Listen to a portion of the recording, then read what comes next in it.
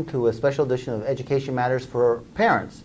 We'll have a conversation on New Jersey state standards, what parents should know about standards. With me is Kimberley Harrington. Kimberley is the Chief Academic Officer and Assistant Commissioner for the New Jersey Department of Education. She's also been a teacher, but more importantly for this conversation, you're also a parent. I am a parent. I have two boys who are 19 and 13. So let's talk about standards for our parents. A lot of times they think standards started with the Common Core, but actually standards go back a little bit, in New Jersey, go back before that. They actually go way back before that. New Jersey's had academic standards for over 20 years, and so those were previously called the New Jersey Core Curriculum Content Standards, and then when the Common Core came into play, they replaced the English Language Arts and Mathematics standards in that previous set of standards. And the Common Core, which has garnered a lot of the attention, when New Jersey adopted them, it really was not a huge leap from our previous standards to the Common Core. That's correct. When we adopted the Common Core, it was more of a standards revision for us rather than a brand new set of adoptions.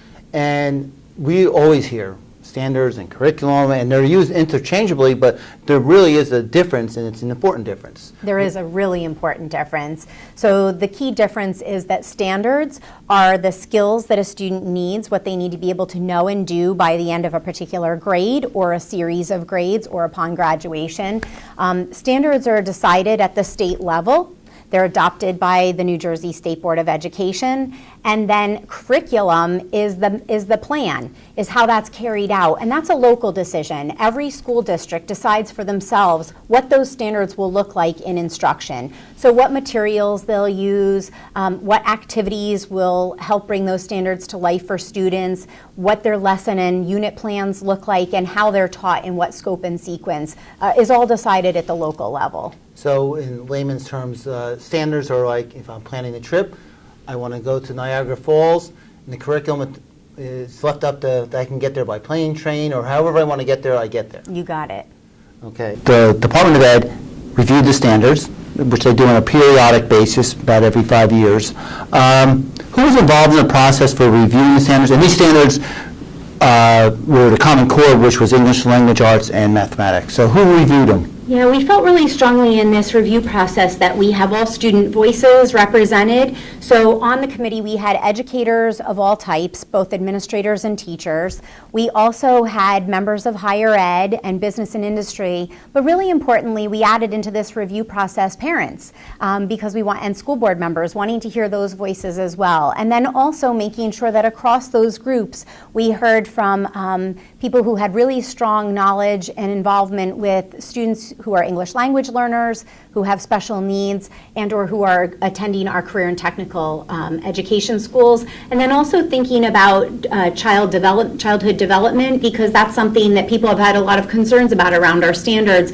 And so having a child psychologist sit on that committee as well to make sure that we were really being appropriate with our standards as far as the development of children. So you had a committee, which was a large committee, look at these standards. What was the department's role? Did the department make the recommendations, or did these recommendations come pretty much from the educators that you assembled? Well, actually, it was a little different than our previous review processes in that, A, we had so many people involved, and especially educators and parents, but we also had, in the past, the department has played a much stronger role in actually both developing and presenting the recommendations for revision. And this time around, actually, the revisions came entirely from the committees themselves. The department served as a facilitator at these meetings and to help them with whatever they needed or information that maybe we could get for them.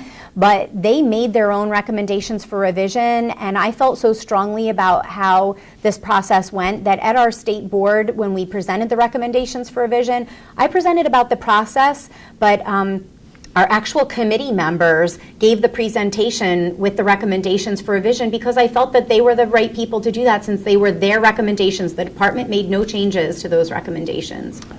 If I'm a parent of any grade child next year, for the 2016-17 school year, I probably will not see any dramatic changes in either state standardized tests or even in the textbooks that are used? No, that's correct.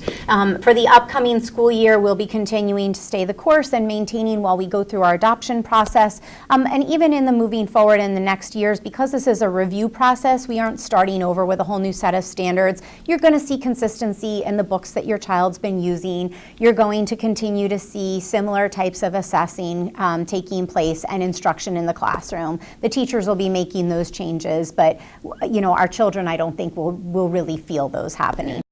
We talk about PARCC, we talk about Common Core, we could talk about standards. How do standards and assessment fit together? So I think the easiest way to explain that, because it's kind of tricky. So the assessments, the standards are the skills that a child needs to be able to know and do, and assessments allow us to say, hey, how's it going? Are the students getting these skill sets? Where do we need to give them extra activities because they're ready to go and grow? Where do we need to give them additional support because maybe they didn't understand and we need to go back and repeat? So that's part of standards and assessment. But what happens in schools is we have what's called a cycle of teaching and learning. So teachers implement and teach about the standards and the skills to their kids, and then they do that via the curriculum that their local district has built and constructed for them to use. And then they assess the students to say, how's it going? And then they look at that information so that they can make adjustments to their instruction in the classroom based on the information they get, and then continue that cycle. We've had standards in New Jersey for a long time. We talked about that earlier in the program. Why are standards so important? Do they help New Jersey's education? Well, New Jersey has always been a leader in academic standards. We've always had high standards here, and standards help protect students. So, if they're moving from South Jersey to North Jersey, the skill sets that a child needs to be successful to move from one grade level to the next are the same across those schools. So it allows for easy movement for children with fewer stresses for them as they adjust, and also to ensure that when they reach the end of their high school year that they have the skill set in place. They need to be successful regardless of the career pathway that they choose, whether it's going to a technical school directly to a career pathway or via college to a career pathway. And finally, we've had standards. Probably if you looked at all 50 states, our standards, most states have standards, are probably among the highest in the nation. Absolutely, and I think that just directly correlates with where New Jersey stands in terms of our academic achievement nationally. Okay, I'd like to thank Kimberley Harrington, Assistant Commissioner with the Department of Ed, and a mother, for her conversation on state standards.